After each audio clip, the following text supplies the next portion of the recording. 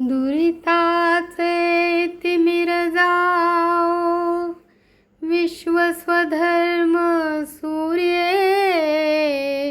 पाहो. देवांचं पसायदान.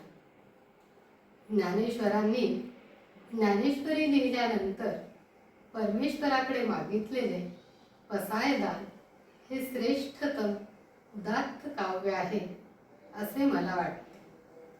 विश्वस्वरूप देवाकडे त्यांनी जो प्रसाद मागितला तो संत ज्ञानेश्वरांची प्रतिभाच मागू शकते. त्यांनी जो ज्ञानेश्वरी रूप यज्ञ पूर्ण केला त्याने संतुष्ट होऊन हा प्रसाद द्यावा ही आर्जवी प्रार्थना ज्ञानेश्वरांनी परमेश्वराकडे केली आहे. यातली एक एक ओवी वाचत जातो तशी त्यांची मानवी समाजाबद्दलची आस्था, कणव, बुद्धीची रुजुता मनाला स्पर्श करत जाते. सर्वप्रथम खलप्रवृत्ती असणाऱ्यांची दुष्ट प्रवृत्ती नष्ट व्हावी असे ते म्हणतात. ही फार मूलभूत गोष्ट आहे. माणूस चांगला वाईट कसाही असला तरी त्याच्यात कमी अधिक प्रमाणात दोष वाईट गुण असतात. म्हणून मानवी जीवनातल्या समस्यांच्या मुळाशी असणारी ही वाईट प्रवृत्ती नष्ट व्हावी ही भावना ते व्यक्त करतात. एवढेच नव्हे तर त्यांना चांगल्या कामात रममाण होण्याची आवड निर्माण व्हावी असे ते म्हणतात.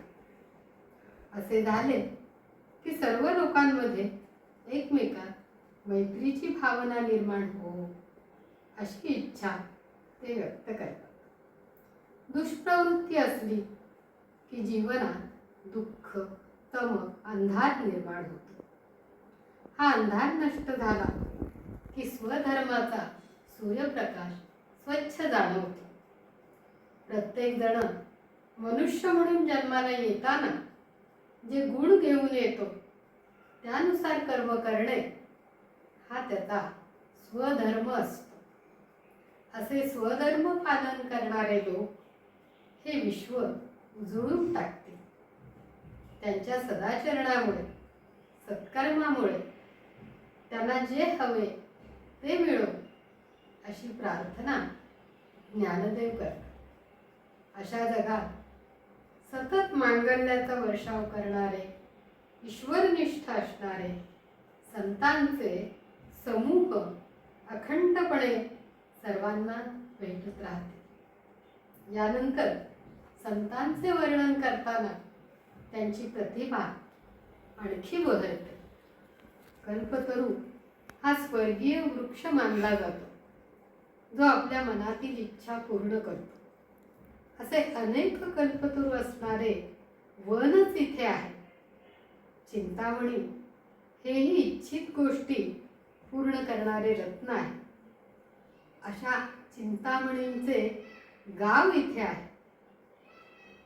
संत मंडळींचे बोलणे असे की आपण अमृताच्या सागरात विहार करतो आहोत असे मधुर. ते चंद्रासारखे सौम्य, शीतल, पण तरीही डाग नसलेले, कलंकरहित आहे. सूर्यासारखे तेजस्वी, पण त्यातली दाहकता नसलेले आहे. असे हे संत सज्जन हे सर्वांना जवळचे वाटणारे जणू सोयरे नातेवाईक आहे. पृथ्वी, स्वर्ग, पाताळ हे जे 3 लोक मानले जातात त्यात सर्व सुखी असणारे संत सज्जन ईश्वर भजनात अखंड तल्लीन असतात. ग्रंथ हेच त्यांचे जगणे आहे.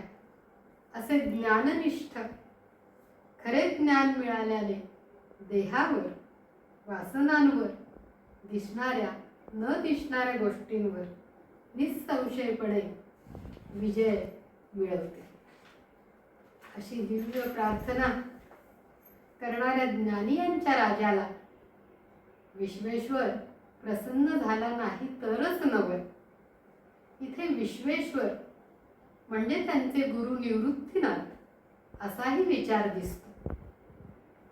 त्यांनी हे पसायदान पूर्ण होईल असा वर दिला.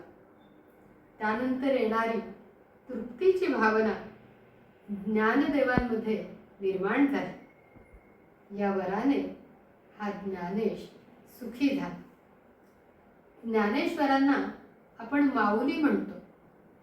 आई जशी स्वतःच्या मुलांचं चांगलं व्हावं म्हणून ईश्वराला प्रार्थना करते, त्याप्रमाणे विश्वातल्या सर्वांसाठी माऊलींनी हे पसायदान मागितले आहे. खरेच ईश्वराला गुरूंनाही धन्य वाटले असे. अशा आदर्श सदाचरणी मैत्रभाव असणाऱ्या सुखी समाजाचे स्वप्न ज्ञानेश्वरांनी पाहिले होते.